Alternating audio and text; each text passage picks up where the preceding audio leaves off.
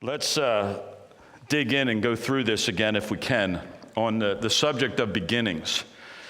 One of the things that we're doing in this series, and the primary reason for doing this series, is because as a church, we have a responsibility to make disciples. It's about making. It's what we do. We do that in a couple of ways. We do that, first of all, by sharing the gospel with people that aren't disciples at all. Correct? So people that don't know Christ, our responsibility is to share Christ with them. The goal is for them to become a follower of Christ, to become a disciple of Christ. Correct? Yes? No? Come on, talk to me. All right, once a person becomes a Christian, our responsibility to make a disciple has not finished, right? It continues to build a disciple to the point where that disciple knows how to help make a disciple. So one of the things that you do is you share Christ with others. I got to tell you, when Jeff Demers was here the other day, our missionary to South Africa, after church we had lunch with him, and then he and I went out to Dunkin' Donut like every morning. He's a Dunkin' Donut fanatic. And sitting at Dunkin' Donut Monday morning, he shared something with me. He said this. He said, I got to tell you something. He said, you really have something special in your church. And he said, I have been in churches for the past several months being home on deputation. And he says, what I saw Sunday, I don't usually see. And I'm like, what's that? Well, good, bad, not good, not. He said, you have a church that understands its responsibility to reach others for Christ. And he said, when I was in the Sunday school classroom, and he was in, John, I think he was in your class that day, he said every prayer request in that class that day was, pray for me. I have the opportunity to share Christ with other people. I've been sharing Christ with other people. I've been sharing Christ with other people. And what Demers said to me was, I don't hear that much in churches today. He said, that's in your church. It's not my church. And I want to tell you something, that I don't think a greater testimony could be given by someone, a missionary who's in dozens of churches this year, comes into our church and says, your church has a passion to reach people for Christ. And he saw it. You know what I did?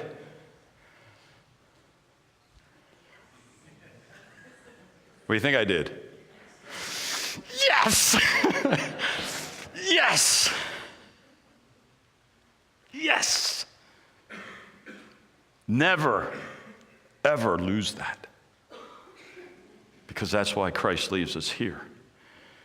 If it was all about relationships here among Christians, he could just, when we get saved, take us right to heaven. Because we could have relationships there, and they're perfect, and all that goes along with it, the relationships in heaven.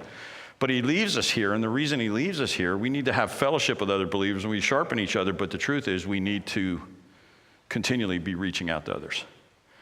And so this series on beginnings is simply done because in reaching out to others, you're going to be confronted with things that you need to understand how to process and how to handle. One of the things you struggle with in your evangelism, I guess, is this. I am always afraid that someone is going to ask me something and I don't know the answer to that question. Anybody have that fear? Okay, a lot of you. I got my hand up on that. But I've learned that's okay. If someone asks me a question, I simply say, hey, that's a great question. You know what? I'm going to do some work on that, and I will get back to you on that. Can we meet again to talk about that again? One of the things that you're going to face today in our culture is we're no longer a culture that is a culture with a Judeo-Christian ethic. When I was a kid, we were. When I was a kid going to public school, believe it or not, they used to read the Bible and pray in public school before we started class. Now, that does date me a little, and I did have a birthday this week. And so, Ruth, you did too. And so I'm not alone in this, but it dates us. Some of you that are sitting in here that are 60 and over, remember when you went to public school, before the class started, the teacher read the Bible, usually one verse, and then they had prayer, and then we started class. That's how it was in public school. It's not that way anymore, right? And so when you drive out this direction, you see a Buddhist temple. When you drive this direction, you see a Muslim mosque. When you drive that direction, you see a Hindu, whatever they call theirs, temple. So in our area, you are surrounded now by all kind of people. This past week, I ran into somebody, Larry Ashton, who lives in Philly. Ron knows Larry good. We went to seminary together. I ran into Larry at one of the bookstores, and we got to talking. And he said this to me, and I thought this was so fascinating. He said, one of the things I love to do is, he said, I go out on the streets of Philly, and I love to talk to Muslims. And I'm like, are there a lot of them? He goes, yeah. There's a lot of them. And he said, I love to engage them in conversation. And that's the mentality that we have to have. We're not going to kill you. We're not going to take a gun and shoot you. We're going to share Christ with you because we love you. And one of the things that has to take place as our country changes and we see the Buddhists move in, and we see the Hindus, and we see the Muslims all around us now, is we're not going to go back in a corner and hunker down. We're going to come after you in a gentle way, and we want to engage you in relationship, and we want to engage you, and we want you to think about the gospel of Jesus Christ, because we want you to come face to face, and we want to introduce you to Jesus Christ, the one who loved you and gave himself for you. That's what we do. And so in doing that, we want you to come just get some concepts. And we've tried to in this series. The goal in this series is, for me, was I want you thinking. I don't want a group of people that just sit here and say, yeah, we know what we believe, we got it all down, we know every answer we do. We don't, because the culture's changing. There's new questions out there. But the Bible still has the answers. And we have to learn, how do I engage that Muslim that I now work with? How do I engage that Buddhist that now works in the same company I do? How do I engage that Hindu person? How do I engage that lost pagan person? How do we engage people? And in engaging them, they need to throw questions at you because they need answers. And we want you to be able to process. There's no blanket formula here, because relationships vary from person to person, correct? And so there's no blanket formula we can give you, but what we need you to do is be people who process truth, so that in turn, when you're hit with questions, you can process truth and understand, how do I approach that? So we come to Genesis 3 again this morning, and we see now the serpent was the shrewdest of all the creatures that God had made. Really? He asked the woman. I love that. I love this translation. Did God really say you must not eat of the fruit in the garden? To which Eve responds, of course we may eat of it. It's only the fruit from the tree that is in the center of the garden that we are not allowed to eat. God said we must not eat it or touch it, or we will die. Yeah. Well, they ate. And at that moment when they ate, their eyes were opened, and they suddenly felt shame at their nakedness. So they strung fig leaves together around their hips to cover themselves.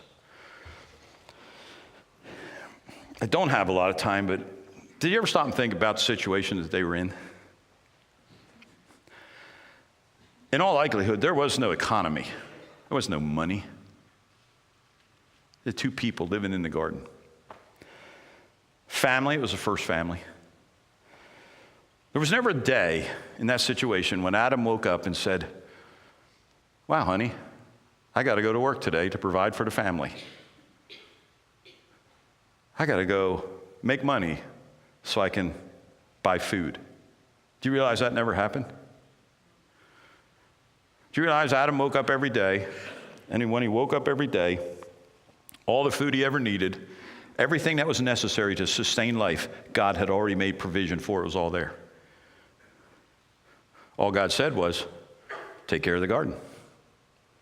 Take care of it. That was so he didn't have to go make a buck Like my uncle used to always say, my uncle owned a road stand up there across from Quaker Lanes and ran that road stand for years. Every morning he'd say, another day, another dollar in the hole. It was just Uncle Skeeter's statement. Said it all the time. Well, that's kind of how it's been the last couple of years in our economy. Another day, another dollar in the hole. Do you realize that Adam never woke up and thought about dollars? Do you realize there probably wasn't? You realize that the economy probably came with a curse? Because he had to work by the sweat of his brow. Prior to that, he didn't have to do anything. And forgive me for throwing this in, but he had the ideal situation. Any man, any husband would just crave. He got to run around naked with his wife all day, every day, all the time. And any guy in here that's married, you'd kill for that. He had it and ate of the tree. Every woman in here would crave what Eve had. Because Eve never knew this concept of headship, submission, and headship. They weren't created that way. That was part of the curse. When Eve woke up every day, she didn't have to submit to Adam. She didn't even know what submission was. She just lived her life. And there was never a case where Adam came and told her what to do. If Adam came and told her what to do, she could say, I don't have to do that. My wife and I got in this last night. We were laughing. It's kind of, God gives you these illustrations. My wife and I got in this last night. I got a heater for my garage, and I put the heater on, and I had the garage door open because I wanted to see if the circulation of the air would help heat the garage. And my wife came in and said to me, I don't want the garage door. I don't want that door to the garage open. And I said to her, I do.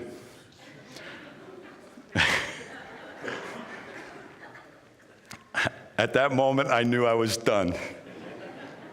It was over, right? You guys know that, right? I said, well, come on. Finally, in the course of the conversation, I said, okay, go ahead, shut it. How many of you think when I told my wife she could shut it, that she went over and shut the door? Yeah, that wasn't happening. In essence, what she said, I'm going to submit. Adam and Eve never knew that because they were created equal. And every day they woke up, they worked together. And they didn't understand this headship submission thing because it wasn't a part of it. It was part of the fall. So that woman had everything she ever wanted because I would dare say, over the years, still a wedding years ago, when I did a wedding and I talked about the woman's part of being submissive, I still remember the lady after the wedding that walked up when it was all done, came up here and met me in the front and said this, put her finger up there and said, you really don't believe in that submissive junk, do you? Now, that's always an interesting scenario when you're standing down front and a lady's got her hand up saying, you really don't believe in that submissive junk, do you?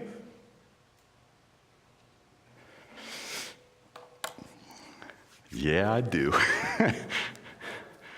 Only for one reason. Because of the curse and how God set it up. So Eve had everything she wanted. She didn't have to go out and work for a living. She just had to take care of the garden. She didn't have to submit because submission wasn't built into it wasn't a headship submission thing yet. She had everything she wanted. Ideal situation. He had everything he wanted. Ideal situation. No work, just tend the garden. No economy, no worrying about a bank account, nothing. God took care of everything they needed. And they chose to sin.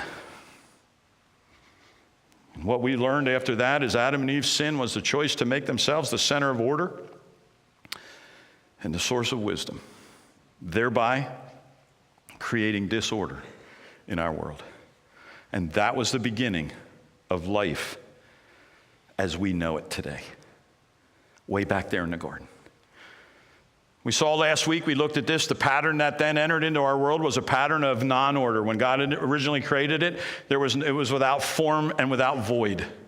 God took that which was non-ordered, without form and without void, and God began to bring order to it. And that's what Genesis 1 tells you all about. It's about how he set it up, it's what he set up, and it's how it functions. He ordered his world, and when he said it is good, what he meant was it works. It's functioning as I intended it to function. That's what it means. It was good. in that ordered environment that was in the process of still being ordered, he says to Adam and Eve, he says, don't eat of that tree, enjoy everything else. One commandment, and they couldn't keep it. One commandment, and they couldn't keep it. And so sin entered the world, and as a result of sin entering the world, you live in a world of disorder. And you live in a world that always flows toward disorder. Everything does. So the one commandment God gave them revealed the inability of people to keep the law. You see, the law just didn't come with Moses. The law came in the garden when God set it up. Don't eat of that tree. That's the law. You break it, you die. And of course they did. And the truth is this: what was lost in Adam cannot be restored by Adam. Can't. And what you learn in this passage, and what I want to get across to you today, is this: the inability of people to keep the law was not something that came at the fall. Let me say that again. The inability of people to keep the law was not something that came at the fall. It came at creation.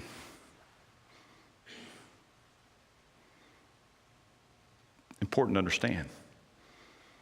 Inability was built into the creation. It didn't come at the fall. It produced the fall. It's a fascinating concept. You got to think about it. Because somehow we think they were created perfect. No, they weren't sinful.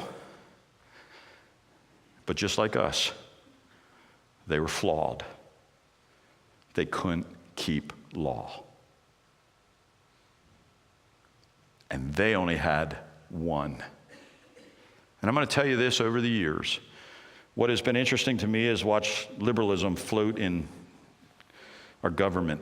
As our government drifts toward liberalism, the thinking is more laws, more laws, more laws, more laws. And the truth is, in America, if you took and put all the laws in a book, it'd probably fill a book this thick. And so the result of that is America has more people in jail than any other country in the world. You know why? People can't keep the law. Remember years ago, a number of students at the end of the school year decided they were going to do burnouts up the 309. It's the last day of school. They were finished. They got in their cars. They went out there, and they were going to lay rubber as far up the road as they could lay rubber. And they did. There was smoke out there. You could smell tires. It was good. At the time, I was the youth pastor, Dan. And so they came in and said, hey, we got to make a law that kids can't do burnouts out of the parking lot. So they did. How many of you think that stopped the kids from doing burnouts out of the parking lot? What do you think that did? It encouraged more students to do burnouts out of the parking lot. Right? See how it works? See how you process it? So you go to someone and say, don't dress like that. Guess what? You just encouraged them to dress like that. See it? Feel it? It's how we are. Inability was built into creation. It didn't come at the fall. It's what produced the fall. It's why they fell. And you have to understand that. In our sharing of Christ, and I'll wind it up with this, in our sharing of Christ, we need to show that we are incapable of keeping laws. So if your whole world is this, don't do this, don't do that, don't do this, don't do that, don't do this, don't do that. The law was our schoolmaster to bring us to Christ, because the law showed us our inability to keep the law. When you deal with your children, remember, making more laws isn't going to produce godly kids. Making more laws may produce more rebellious kids. The answer to this isn't law. The answer to this is relationship. And that's where you enter Christ. Because Christ came to build a relationship with you. He did not come to lay down more law. He came to fulfill the law. He knew in the garden one commandment, and two people were incapable of keeping one commandment. So are you. So am I. And in our sharing of Christ, as we meet with people, just understand, they know they can't keep the law. And as you share with them, have you ever broken law? It's an important part of the conversation and sharing, because everybody has to come to the understanding of their sinfulness before they ever see their need of Christ's righteousness. Let me give you an example, because we're in a political arena this year. I'm already tired of it. Anybody else tired of it? Except, I got to tell you, Donald Trump gets me laughing all the time. The man is incredible. I keep thinking, on this side of the aisle, you have the richest man in the world and the smartest man in the world. You got the surgeon, and you got the real estate guy, right? So on this side of the aisle, the richest man, well, I know he's not one of the richest men, and probably the smartest man in the world. On this side of the aisle, well, we won't talk about that, but we'll talk about capitalism and socialism, because what you're hearing right now, Bernie Sanders is saying socialism is the answer. Okay. Denmark is the model. And what they're saying, and just listen to this for a minute, because what they're saying is this: capitalism is bad because it produces greed. Anybody heard that? Okay, 2 of you. 3 of you, thank you. 4, okay, 5, okay, a bunch of you. You've heard, and you're hearing it now because Bernie Sanders is saying capitalism is bad because it produces greed. Let me ask you a question. What system of government doesn't produce greed?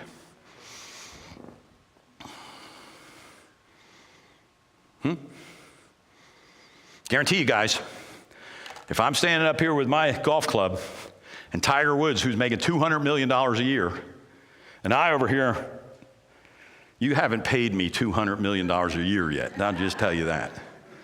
And I'm thinking, he makes $200 million a year because he can take that golf club and hit that golf ball where it's supposed to go. When I take it and hit it, I have no idea where it's going.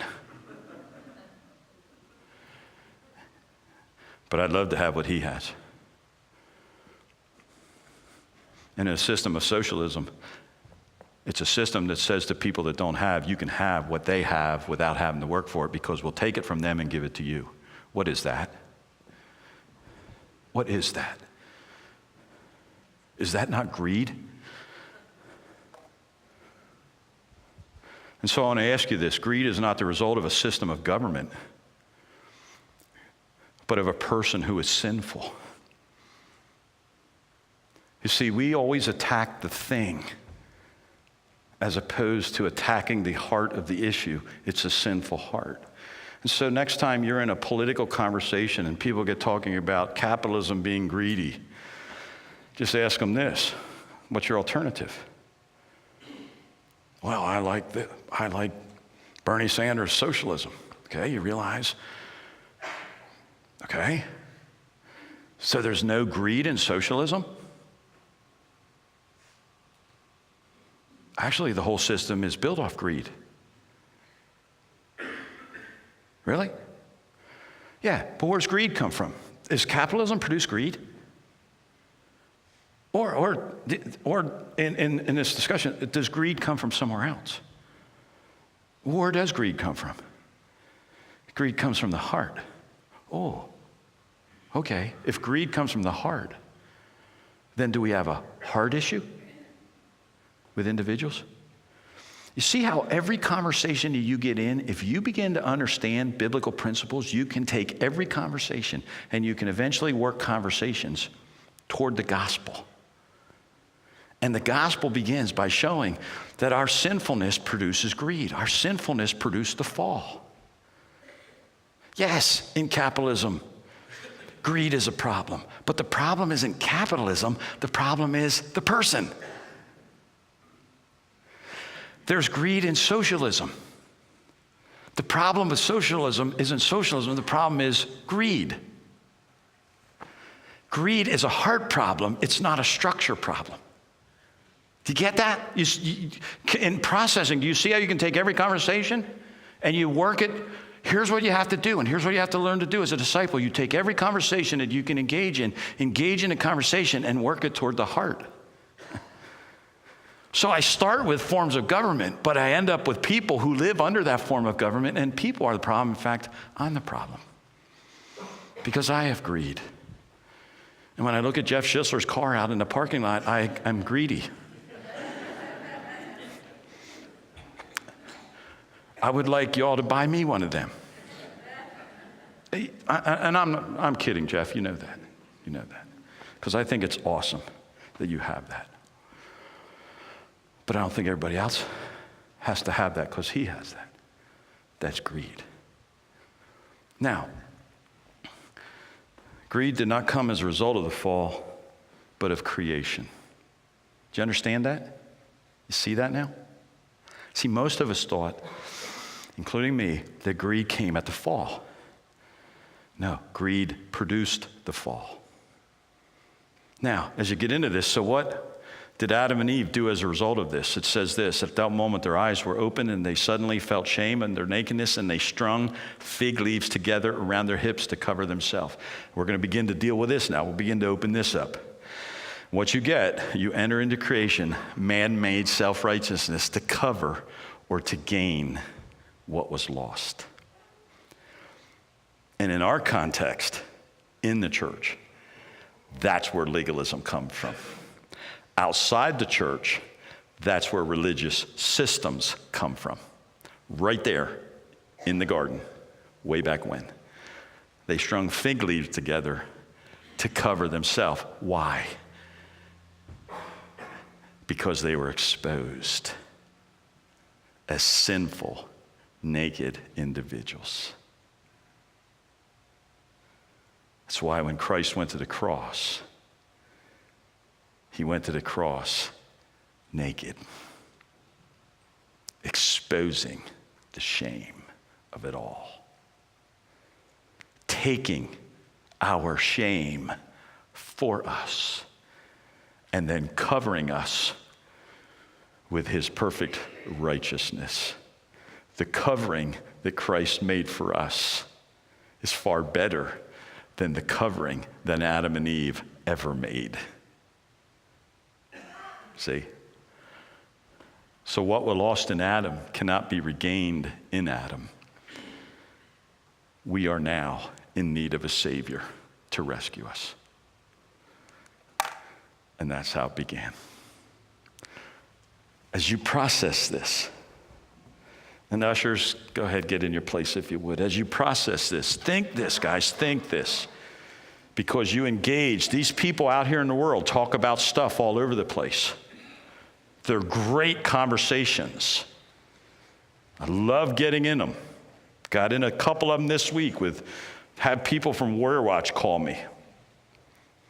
And they wanted to talk because they got relational conflicts. And they said, could you help us with the relational conflicts? I don't know, it might make it worse. But they can't get along. So I got a chance to get involved in making disciples. So I'm going to take this relational conflict, and in the midst of the conversation, where does this come from? Well, it's their fault. No, it's their fault. No. It's my fault. Because I'm a sinful being in need of a Savior. Amen?